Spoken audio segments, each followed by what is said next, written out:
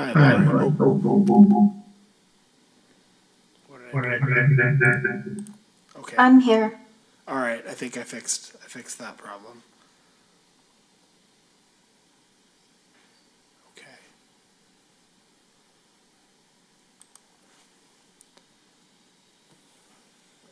All right. So it's 6:30. So we'll begin. All right. Good evening, everyone. Welcome to the Wednesday, October 9th, 2024 regular meeting of the City of Revere Affordable Housing Trust Fund Board. My name is Joe Gravelisi, Chair of the Affordable Housing Trust Fund Board. We will start with taking attendance for the meeting. Just making note for the record, we do have a few folks that are participating virtually, as well as a few who let us know in advance that they're unable to make it. But just running through, myself and present, Claire and Zarilla. Here? Okay, thank you. And I know that Anayo is absent today. Dean Harris is also absent today. I do see Lori there. I'm here. Lori, thank you for being here, but if you have to go at any point, don't worry about it. Thank you. And Matt Wolfer. Here. Okay, and Layla Pietri. Here. And Deb Frank. Here.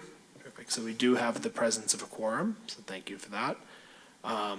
We are going to have to skip past the treasurer's update because the treasurer is not present. I'm not the treasurer, but what I can tell you is that the main thing that would be demonstrated in any change to the balance is going to be likely in the next couple of months the actual payout of the down payment assistance program, hopefully, which is a good segue into that agenda item. So I wanted to update everyone first on how things are going with the first-time homebuyer down payment assistance program. Secondly, kind of next steps. And then third, I'd love to gather feedback on, if we'd like to try to do something again, expand it, change it, want to open it up for discussion. So as of right now, we received, since opening the application, 9 applications for the first-time homebuyer program. They've all been screened for eligibility.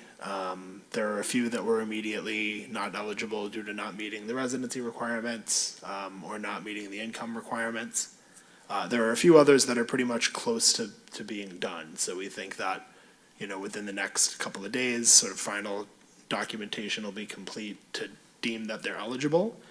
Now, once folks complete their income verification, their residency verification that they pre-qualify for a mortgage, and that they've either enrolled in or completed a first-time homebuyer workshop. And this is thanks very much to Deb for making sure that we got this clarified at the last meeting, because actually we didn't have this on paper, so we gathered it around everyone to make sure that this was clear. The eligible applicant will receive a letter confirming that they're eligible, and I'm going to send you all a draft of what that letter will look like to the people that are deemed eligible. And from there, they'll have 6 months to enter into a purchase and sale agreement. Now, if at the end of that 6-month window they've been unable to do so for whatever reason, and they're able to demonstrate good faith effort that's ongoing to try to get there, then we can have an extension, and we can talk through what that application for an extension would look like internally as a group. But that was in consultation with the mayor and in consultation with Tom Skorosky. That was the window that was deemed to be appropriate to give folks the runway to gain their eligibility, but then have time to go off and use it. And then as a recap, I know we discussed this, but it's always good for a refresher. The way the assistance is actually paid out is in the form of a forgivable loan. So essentially, if the loan is forgiven if you continue to, I think it's over 4 years or 5 years, maintain your residence, maintain that as your primary residence within the City of Revere. So if you sell it or move or purchase another residence and use that as a rental or something like that, then the loan is not eligible to be forgiven. You'd have to repay it. But obviously, we're operating from a budgeting standpoint under the assumption that we're going to allocate the full 10,000 to all 5 eligible folks, and 50,000 will go out the door, and that we're not going to get it back. That's how we're going to budget it. That's how we hope it works out, right? Because that would mean that the program was a success and did what it was intended to do. My kind of comments on the process, and I'd be curious to other people's perspectives. Obviously, there's always more that can be done to promote these things, and I know that we did have some flyers at the Fall Festival. There's been some postings on social media in addition to the newspapers and Revere TV, and we saw sort of the splash of applications come in, usually the day after it ran in the paper. That's kind of logically when we've seen it. But beyond that, one problem that these types of programs face, and I've heard this feedback from other boards and other communities as well, is that particularly now in this current interest rate environment, kind of threading the needle of folks that meet the income guidelines to qualify for this program, so they have to be at 80% of area median income or below, but have a healthy enough income to be able to pre-qualify for a mortgage and then frankly win a bidding war for something that's available, and be able to afford that mortgage. It's a pretty narrow subset of people, and then you narrow it even further with the 2-year residency requirement, where it's someone who's been a resident of Revere purchasing in Revere. Now, I think it's good that that's the rule, that we set, because that's the purpose of what we're trying to do, is to create opportunities for Revere residents to put down roots in the city. But it does narrow the pool of applicants. It's pretty small. If I may ask, Yeah. we did not put any limitations on the ability for them to stack our $10,000 with other grants or down payment assistance, did we? We did not. Okay, And in so- fact, it's very much intended to do so. Okay, so Yeah. so having said that, that doesn't necessarily cap things in the same way. Mass Housing has a Right. $30,000 down payment assistance that can go along with that 10,000. So, and the qualifications are the same. Definitely. And I think part of the challenge, and this is, I don't have the solution, so I'd love to, I think that getting the message across to folks about the different programs that are available and how they can stack on top of each other is difficult. And this is something that I experience. I mean, you all know it's a different range of folks. It's not home buyers, but in my day job working at a shelter agency where folks are trying to move out of shelter and into permanent housing, understanding the maze of various programs that you're eligible for is complicated, right? I think, in that instance, you have different programs around rental assistance, different programs around assistance for moving expenses or furniture, or that can help with, other kind of immediate needs, and how they stack on top of each other. It can be confusing and difficult to navigate. I do know that it's something that the city has tried to kind of train the community liaisons on with 311, is to kind of be able to help people who reach out with housing questions. And I know that they've had housing families in the past. I'm not sure if this is really in their kind of ballpark, or if they're more so working with folks that are facing eviction or kind of at that extremely low income level. But thinking of ways that we can better connect people with resources so that they understand that, there's this wide range of possibilities that exist and can be out there, and that qualification can happen even if you don't have a lot for a down payment because of the assistance that's available.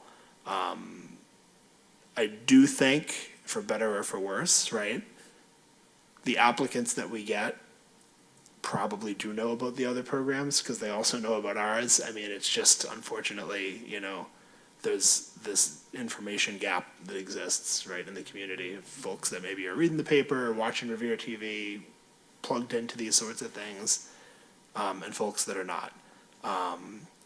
But yes, to answer your question, it is stackable. So I'll reiterate that. I think maybe that's worth reiterating on social media, if there's another post that goes out from the mayor's office. What's that? Yeah. Yep. mayor's office put out a post on Facebook and on Instagram, advertising it, I believe in 4 languages. And maybe that can be reiterated as part of it, is that it's a stackable benefit, where there's other programs that can go on top of it to make more folks potentially be eligible. So those are the 2 kind of things that I've identified as, if there are ways to do them better next time we do something like this, I'd love to think through them, right? It's the publicity piece. It's maybe how it ties into other resources that are available, and making sure we're kind of casting as wide a net as we can and getting everyone that might be eligible for it. Like I said, don't have solutions to that, but I think it's helpful to identify problems. I think, has anyone had a chance to click through and go through the actual application itself and kind of see how it works from a user standpoint?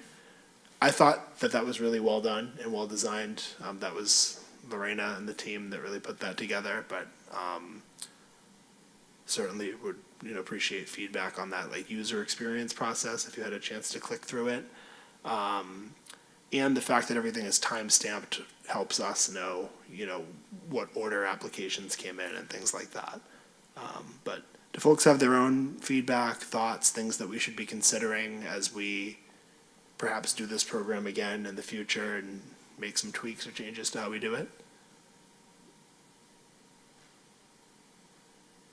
I want to add something because after the governor signed the affordable housing Home Act, they have something that Arribia maybe will be good for our city as the new credit for ownership production tax credit.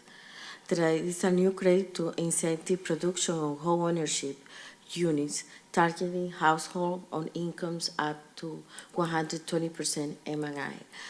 Credit helps to the gap between the developer costs and the state's estimate of the value of the finished homes. So I think maybe we could take this advantage for our city to build a new units for home ownership. Yeah, thank you for sharing that. And if you want to distribute that, around to the board so that everyone's up to speed on that. Obviously, there's a lot in that legislation. We're learning, more every day about some of the different opportunities that exist, which is terrific. Other thoughts on sort of challenges with the program, good things about the program, things that maybe, like, we already identified one thing that we know we didn't do in advance that we need to make sure we do next time, which is what's the time frame for being in purchase and sale. So I'm sure that as we go through this process with all the different programs that we're going to run, we're going to learn, little hiccups and things and mistakes that were made along the way. So. Yeah, only thing I was going to add, I thought the application experience was good too, but maybe next time around we can put some thought into how we can kind of get the business community involved, just as far as the top 10 selling agents in Revere and lenders and just making sure they're aware of the program, like people who are incentivized to make sure their buyers can get across the line, just so they have that in their back pocket. That might help too. It's probably a miss not doing that proactively on this one. Yeah, that's a good idea. Going to note that for the minutes and for the notes to send it around. I think we did have a few inquiries that came in from brokers, and I think that they would then pass it on to folks. I don't know if any of the applications that we got came from that, but I think if we were more proactive in reaching out to more people, it would obviously open up more eyeballs to it. Yeah, just making sure that the people who are doing the most business in the city, get the flyer in their inbox. I don't think it has to be a major outreach campaign. Totally. But we could definitely manage that. Definitely. So definitely make a note of that. Other either application experience, eligibility, we're kind of in the box of what it is, right? The only piece of the eligibility that we have control over is the residency piece, and I do think 2 years is the right window. Maybe 1 year, but I think you wouldn't want to make it longer than that, but you obviously want to make it something that is demonstrable that someone's been here. I'd be open to it being 1 year, but I think 2 is probably where I would come down. But the income piece, we don't have, that's based on state guidelines, the federal guidelines, so we don't have wiggle room on that one. So two things I would like to mention for the next time. Keep in mind that your pre-approval is only good for 120 days. Yeah. So if we have a 6-month window, our pre-approval is expired and we don't know what's happened. So I would say that if we're going to extend it this time, we should at a minimum require an updated pre-approval. And then in the future, maybe have it 4 months at a time, Yeah. just to make sure that we're keeping the pre-approval up to date. That's good. Thank you for that. I would agree that next time we'd probably want to just line up those windows to have them match each other. That would just be logical. Other feedback on the program? So for folks that are watching, the application portal is still open. So if you or anyone you know is a potential first-time home buyer in Revere, you're going through the process, we do encourage you to apply. It looks like we have a few that are definitely going to be eligible as long as they kind of finish up their paperwork and go through the purchase and sale agreement. But I think it's 2 or 3 that we're pretty sure are going to be, so which would mean that there's still a couple spaces available for people that complete their application, complete the pre-approval, complete the first-time home buyer process, or coursework.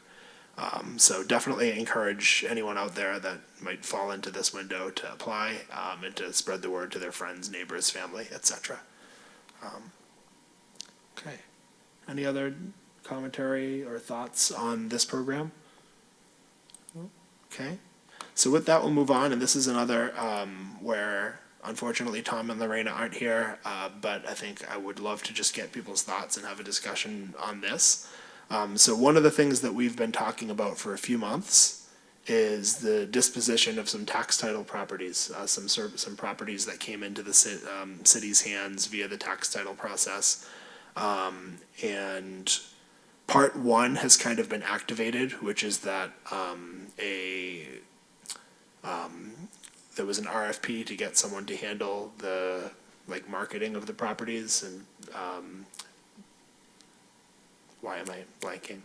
A broker to do some of the marketing and kind of try to walk any potential buyers through the process of possibly doing a development on these properties. So that was part 1. Part 2 is actually finishing the RFP for redevelopment of these properties and what that would look like. And concurrent with that, there's going to be a legal process that the city needs to go through that's going to involve requesting that the city council declare these properties surplus so that they come out of the custody of the tax title custodian and can be transferred into the custody of the Affordable Housing Trust Fund. I'm fairly confident that that will not be an issue. We appreciate the city council's support and the mayor's support of these types of endeavors, though obviously we're happy to talk with anyone that has questions. So that process needs to happen first, and our hope is to get that in motion for the next city council meeting, which is coming up on the last Monday of October, which is the 28th. So 21st. I've heard, okay, I've seen 28th on the city calendar, and I've heard 21st from you. You know what? Zoning is the 21st. Maybe the 28th is the city council meeting. Let's get that clarified. I think you're right. Okay. I think I'm just hoping that the 21st meeting that I'm dreading won't happen, and I'm just manifesting it. But I think the 28th is the city council meeting. I believe that to be the case. I've been operating under the assumption that we need to have that ready by the 24th or 25th to submit for the city council. So if I'm wrong about that, please let me know, because we don't want to miss the deadline. So that'll be the next step in the process. And then from there, I think the way the RFP is going to be designed, and we're trying to model it after what some other communities have done, but also think about what makes sense for us, is that the most advantageous bid for the property will not necessarily be the highest bid, right? It would be advantageous towards use for affordable housing, with a particular advantageousness, if that's a word, for home ownership projects. So there'll be the opportunity to evaluate any proposals that come in. There's 5 lots that are part of this, and I would say that the level of buildability on them varies. I'll say, there's one that, there are a couple that are challenging, that I think that, and I'm not sure if the zoning analysis got to everyone yet, but I'll make sure that it does, where it's possible to build like a single family or a duplex on the property, but it would require extending the street and extending all the utilities, like there'd just be some expensive pieces of the process. But it's possible that someone might have a vision for it that allows for that. But the other thing that we do have the option of doing as part of this process is selling any of the properties just to the highest bidder and then using money that comes in for that into the Affordable Housing Trust Fund to use for other initiatives. So we will have the opportunity to evaluate applications across the metrics and criteria of affordable housing, housing development versus, revenue that could come in for anything that folks want to do with it on a market rate that would allow us to invest in affordable housing. I would love to see, and I want to kind of get people's thoughts. In an ideal world, one entity might be interested in all 5 of the properties, even though they spread across the city. There's some that are more over by the Shirley Ave area. There's others that are more kind of like Broadway or near American Legion Highway. But if there was someone that was interested in all of them, and perhaps it was a mix of market rate and affordable, but also I'd love to see, like I know we've talked about, like Habitat as an example of a type of organization that does this type of work, a bid that might be a low dollar bid, but it involves, that can be a city contribution to doing an affordable housing project, and there's the opportunity for that entity to raise money or use the resources they have to do a home ownership project on some of the parcels. So I would like to see all of that. And I do see a question from Lori, is this for home ownership only, or is it also open to other housing for lower income people? It's open to any proposal to build any housing, ranging from extremely low income all the way to market rate, and with a preference for affordable of any kind, and then a preference for home ownership per kind of, I'd say, guidelines and parameters that we've set. And I would say that this is a good opportunity for folks to chime in if you wouldn't want that to be part of it. But I think that when we went through the goal setting process, we kind of did state that, right, with limited resources, we kind of have a preference for this type of project, but it doesn't mean it's the only thing that we would support, right? We'd want to look at, maybe there would be a bid that came in that was to build low-income rental housing, and for whatever reason, that was the best and most advantageous use of the properties. We should look at that. I will say that, not being an expert in these things, and maybe I'd love maybe to hear your thoughts, and I mean, we all have our areas of expertise. Because the most you can do on any of these parcels is a 2-family, and most of them are probably best as a single family and maybe with like an ADU, it would be tough to do like deed restricted, extremely low income housing, just because the math doesn't really work without density. That's my impression. I could be wrong. I'd be interested in seeing kind of what's out there, but with kind of a set of single families or duplexes, you're probably more likely to see kind of that mix of like 80% AMI and market rate to make the math work. But certainly would be open to hear people's thoughts on how we'd want to evaluate any potential bids, like ways that we'd want to market it so that people know what the opportunity is, and other thoughts that people have on this process. I guess just a general comment. I think the better we can do getting this in front of people, and just the more kind of bids and plans we can solicit, the better. And yeah, I think we should definitely go into it with an open mind in terms of like what could get put on these properties, like not just thinking about maximizing, you know, the number of affordable units on day one, but Right. thinking about like what's the actual highest and best use of the property, because if we allow someone to develop, you know, 2 affordable units with a market value of, you know, $450,000, say, for like that duplex, versus if we can get a market rate bid that nets $900,000, maybe we can add 2 units to the housing supply, albeit not affordable units, but that's still allowing people to move up and creating like more supply down the line, and we're netting that extra money to go, you know, put 2 affordable units somewhere else. So I guess that would just be like my kind of thoughts on it, is like we should keep an open mind when we're going through that process. But yeah, I think we definitely want to have like a good plan going into it, so we're not just getting bids from, you know, 3 or 4 investors. Definitely.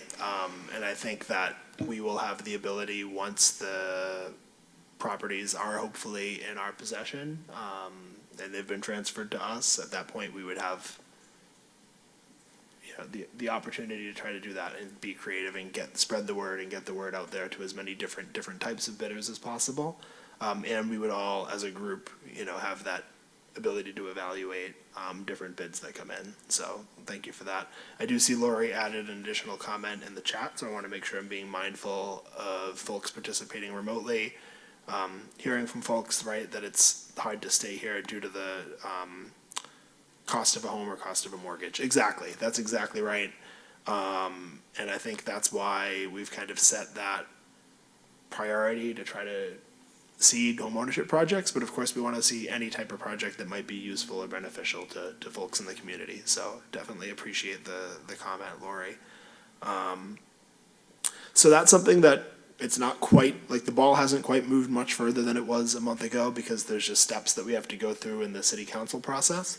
But we're kind of coming up on the rubber meeting the road on that one. So start to think about how we want to do outreach around the RFP and how we want to evaluate those bids. And Matt, you're doing exactly the type of thing we should all be doing, which is thinking through the cost benefit of different types of bids that might come in and how we would want to weigh them. But we certainly appreciate the partnership of the planning and community development team on working through this process. And it's certainly an opportunity for us to either add units or bring in some revenue, or maybe both, you know, depending on how things shake out. So excited to see that move forward. Yeah. Other questions, thoughts on this piece? Yeah, great.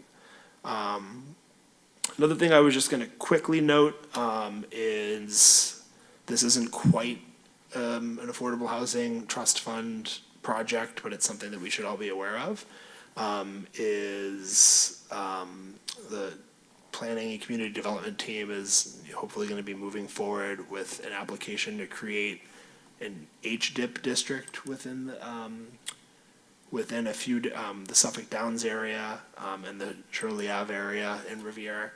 So this is an incentive program through the state that allows some tax incentives to help spur housing development, and we are going to try to utilize that to specifically incentivize affordable development. You know, particularly like when you think about the Shirley Ave neighborhood, the amount of market rate that's been built, which we've seen a lot of that.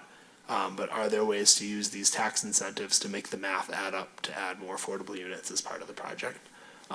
So I don't have a ton of details on what this would look like yet, because it's kind of working through the process, but the maximum that HDIP districts can do for below market rate low income units is 20%, but 20% would be a lot more than what's in a lot of developments that exist in the community now. So stay tuned for that. I think that's another one that needs to go through a city council process. And if and when the city moves forward with that proposal, there would be a public hearing via the city council that would be open to everybody. So obviously I would encourage Affordable Housing Trust members to be plugged into that, to attend it, to share their thoughts. Any questions about that? Knowing that whatever your question is, my answer is probably going to be, I'll write that down and we'll ask Tom.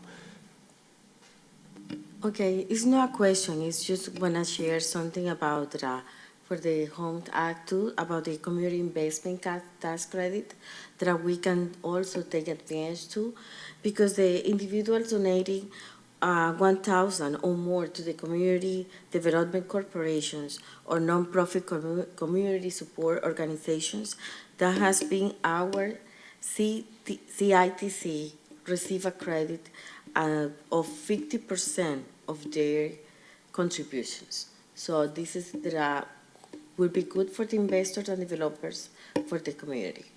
They That- take advantage of that. Yeah, absolutely, and I think that that's something that we're really appreciative of Tom and his team. You know, when we do have development opportunities in the city, are being super mindful of what the resources are that are out there to encourage and incentivize affordability as being part of it. And I think we've seen an increased emphasis on that over the past, year and a half, which I think is something that we're all pleased about. So more information about that one will be forthcoming. Another item that we had held was just additional updates from planning and community development, and we don't have them because they're not here. I know Lorena is away for the long weekend, and Tom had a scheduling conflict, I believe the same meeting that Dean is at, so that's why we're down a few people today. So with that, were there other topics that folks wanted to bring up? I know as well, we have public participation as well, either in person or via virtual, of things that we want to put on the agenda, either for this meeting or for future meetings. Seeing none. Terrific. So then the last thing I would just say is, I appreciate the work everyone's put in to kind of get us to this point. I think we went through a period of time where I think for a solid 4 or 5 months, we both had like hour-and-a-half long meetings, and we had to have subcommittee meetings and special sessions and like Zooms in between. And now we're kind of at the point where we invested that time and things are starting to happen, which is terrific. So that's exciting. I think it's a testament to the work that folks have put in. And we already had one example of folks benefiting from the work that we've all done, which is the Salem Street project, which is exciting. And now we're going to have another once we start awarding these first-time home buyer programs. So exciting to see that come to fruition, and looking forward to continuing to do what we can to maximize what we have for resources to support affordable housing. So with that, any other comments, questions? I'm also making sure to take a look at those participating online. I do see that Claire reiterated the council meeting is on the 28th. So that's good that we have that clarified. A, that's good because that's how much time I thought we had to get all the materials ready. And B, it's good that we all know what date it is. So 28th, circle that. I think there's going to be some business before the council probably that'll be of interest to everybody. So just make note of that date. Okay. Do we have a motion to adjourn? Yep. Second. Okay. All in favor? Any opposed? All right, thank you very much.